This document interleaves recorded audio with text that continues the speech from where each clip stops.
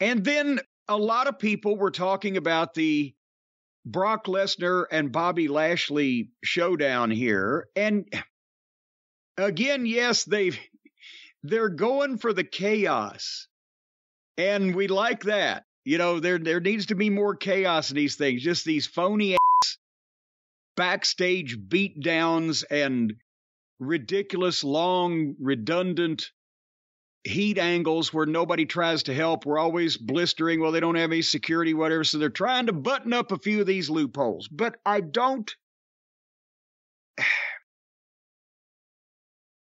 thought, and I've been chastened by this, by the fans on Twitter or wherever, when Brock Lesnar came out and just it came to the ring and then just suckered Bobby Lashley and just beat the shit out of him, when Bobby Lashley has been a babyface for months now. Okay, that's Brock. He's turning heel. Why else would you come out and just fucking Pearl Harbor a babyface, beat shit out of him? But then people have said, well, Bobby Lashley, when he was a heel, did that to Brock Lesnar back in, was it January, Royal Rumble time, a long time ago. So that was just Brock getting him back. Okay, then in that case, shouldn't they be presenting Bobby as a heel? But no, they're not doing that. Who are we supposed to cheer for here? And it's naturally going to go to Brock because he's got all the personality when it comes to talking.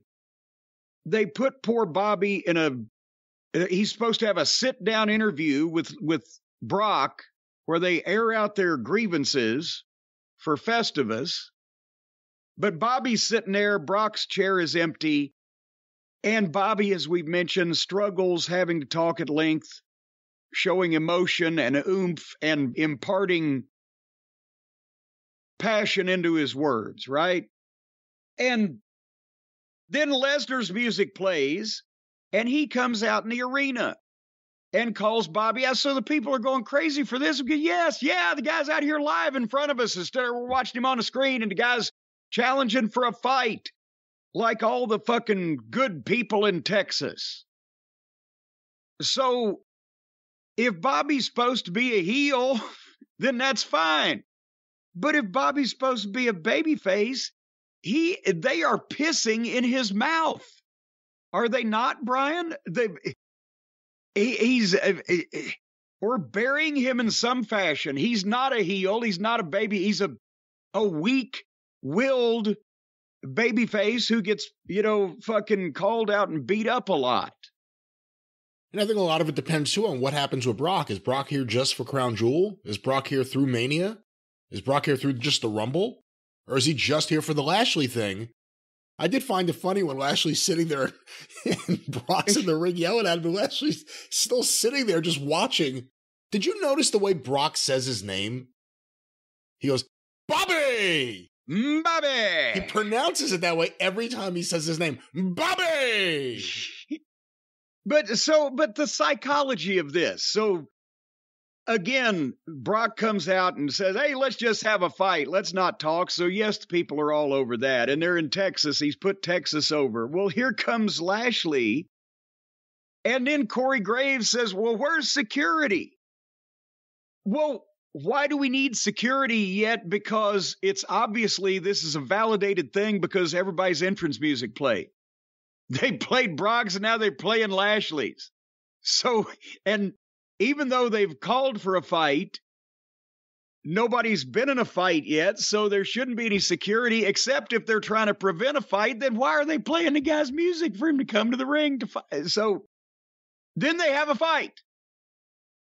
And here comes security and referees and all the preliminary guys, and they have a big pull apart, and there's Triple H directing traffic like Dana White, and that part's exciting, and it's great to have a bunch of those bodies. But then as we will see later on in the program, they've now established that not only do they have a fleet of security there, but that other guys will come out to separate a fight or a conflict or unauthorized activity. And then in an hour and a half, apparently they couldn't pay the overtime on the security, and nobody comes out to help attempted beheading. So I like the fight between Brock and Bobby. I'm confused as fuck about everything else.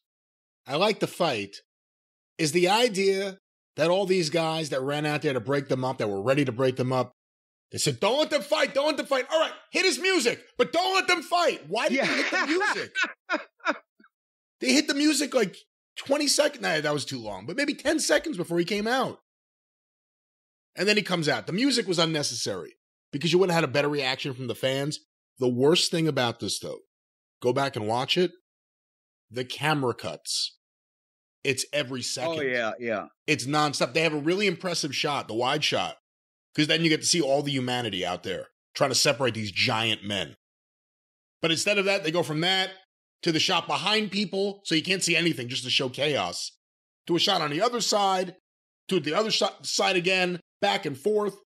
So unnecessary. The one wide shot was the most impressive one, and they just kept flicking the camera around to ruin everything.